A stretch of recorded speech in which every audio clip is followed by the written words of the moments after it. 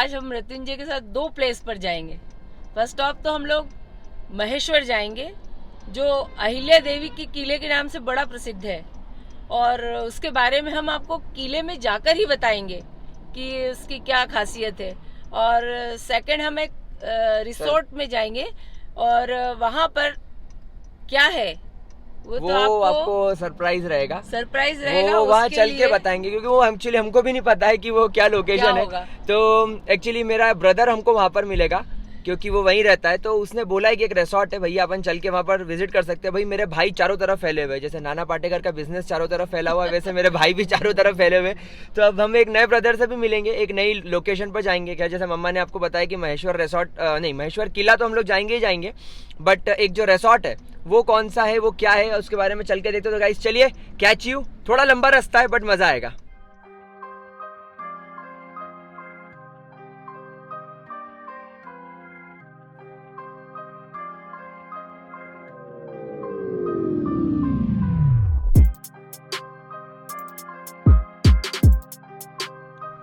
तो गाइस ये है हमारा मंडलेश्वर, और जब भी मैं मंडलेश्वर आता हूँ मैं इस मंदिर में ज़रूर जाता हूँ, जिसे विट्ठल भगवान का मंदिर। तो चलो अंदर से दिखाता हूँ कैसा है।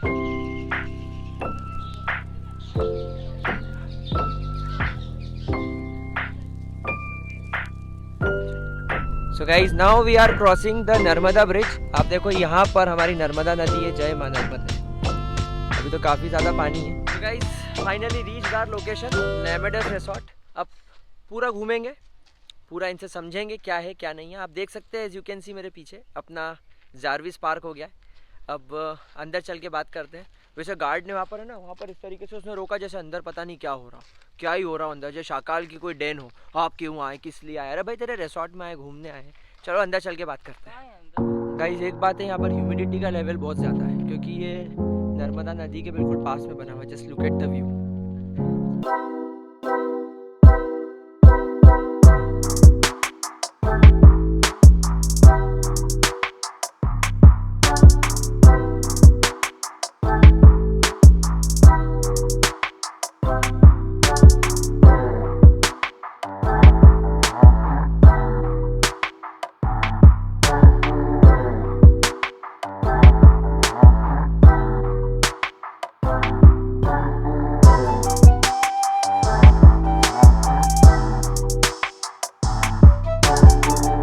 एक्चुअली प्रॉब्लम ये है कि इसकी बुकिंग हमारे इंदौर से ही होती है, और मैं all of the way Indore से घूम के यहाँ आ गया, एंड दे सेड कि भाई साहब इंदौर से बुकिंग होगी।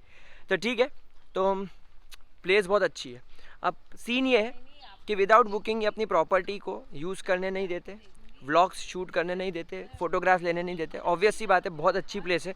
सो अब बहुत जल्दी मैं यहाँ पर एक व्लॉग ज़रूर बनाऊँगा, don't worry, I will make a vlog here, and आपको पूरी प्रॉपर्टी अंदर दिखाऊँगा। बट कुल मिला के यहाँ पर आना वर्थ था, और अगर आप कपल हैं, फैमिली के साथ आना चाहते हो, it is a worth location. अब हम लोग यहाँ से चलेंगे कहाँ पे, महेश्वर के किले पे। नाम ही याद नहीं रहता यार। चलिए तो लेट्स गो महेश्वर का किला। ये मेरा brother Swapnil. Hi Swapnil, that's my बुआ। हाय बुआ। मम्मी को तो आप जानते ही हो। हाय मम्मा। तो अब हमारा प्याज, नींबू और अचार आ चुका है। ये काफ़ी फीका फीका सा है, तो इसको मत खाना, ये काफ़ी फीका लगता है। खाएगा? दैट्स क्वाइट फीका। सो हमने लिया है दाल, मिक्स वेज सब्जी और रोटी। फालतू पनीर वगैरह मैं खाना प्रेफर नहीं करता, क्योंकि बाहर क्लाइमेट गर्म है, इसलिए मिक्स वेज सब्जी ठीक है, दाल ठीक है, एंड रोटी ठीक है। सो गाइस रीच्ड महेश्वर का किला। यहाँ पर हमने गाड़ी पार्क करी है। इतना चढ़ के जाना पड़ेगा, बिल्कुल स्ट्रेट खड़ी चढ़ाई है। मैं तो चढ़ लूँगा, ये नहीं चढ़ पाएगा, ये कमज़ोर आदमी, ये नहीं चढ़ पाएगा। मैं तो चढ़ लूँगा, मेरी मम्मा और मेरी बुआ चढ़ पाएगी, नहीं देखना पड़ेगा। चलो भैया, अभी हम वहाँ से ऊपर चढ़ के आए हैं, एंड वो इस किले का बैक डोर था। अब इस किले के अंदर आप देख सकते हो मकान, देन यहाँ पर कई सारी शॉप्स वगैरह भी है।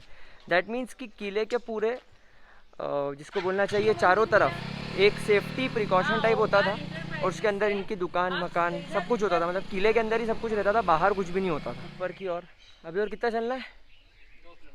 2 किलोमीटर की ओर चढ़ाई है अभी। So guys that's the statue of Ahilya Mata. Okay so guys as you can see, ये अहिल्या माता की पालकी है। इस पे अहिल्या माता को जब भी कोई ट्रैवल करना होता था तो आई थिंक इस पे आती थी, है ना? ओके, कोई भी शहर में जाना हो या कभी उनको यहाँ से बाहर जाना होता था तो बेसिकली वो इस पर ट्रैवल करती थी। यह है ना, यहाँ पर अहिल्या माता बैठकर अपना जो भी ऑफिशियल वर्क होता था मेरे ख्याल से वो यहाँ पर करती थी। हाँ, यहाँ पर इनकी जो पूरी बैठक वगैरह होती थी, यहाँ पर अहिल्या माता अपनी पूरी बैठक, राज्यसभा, अपना पूरा ऑफिशियल वर्क वो यहाँ पर बैठकर करती थी। एंड गाइस एक बात आप बिलीव नहीं करोगे, अभी हम लोग इतना ऊपर चढ़ के आए, यहाँ का टेम्परेचर लगभग 35 डिग्री सेल्सियस हो रहा है, गर्मी बहुत ज़्यादा हो रही है, बट इस एरिया में इतनी ज़्यादा ठंडक है और मतलब बिल्कुल भी आपको ऐसा नहीं लग रहा है कि बाहर बहुत ज़्यादा गर्मी है। तो इसका जो आर्किटेक्चर है वो कुछ इस तरीके का है कि आपको ज़्यादा गर्मी भी ना लगे एंड आप एकदम कंफर्टेबल हो जाओ। यहाँ पर अहिल्या माता बैठकर अपने सारे काम करती थी। दैट इज़ अहिल्या माता की मूर्ति। आप है ना, अहिल्या माता को जितनी भी जगह आप उनके फोटोग्राफ या उनकी मूर्ति देखेंगे तो एक चीज़ कॉमन दिखेगी कि उनके हाथों में ना हमेशा एक शिवलिंग होगा। देखिए मैं आपको दिखाता हूँ, ये देखिए गाइस, हमेशा आपको अहिल्या माता के हाथ में एक शिवलिंग दिखाई देगा।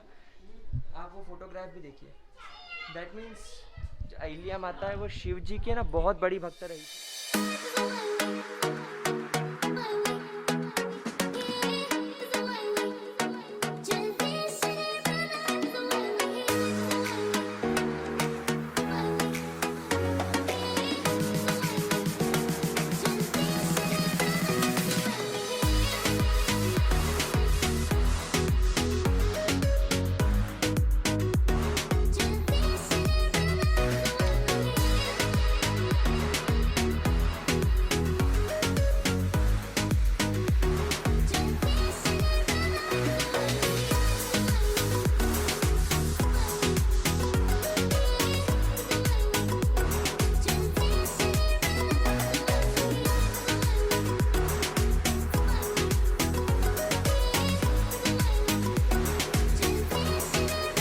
Guys as you can see the snake, यहाँ पर है ना एक्चुअली बोला जाता है कि अगर आपने फॉर एग्जांपल अगर आपकी कोई मन्नत है या अगर आपका कोई ड्रीम है, अगर आपकी कोई विश है तो पहले आप वो विश मांग लो एंड देन किसी भी एक थ्रेड को पकड़ के आप चलो।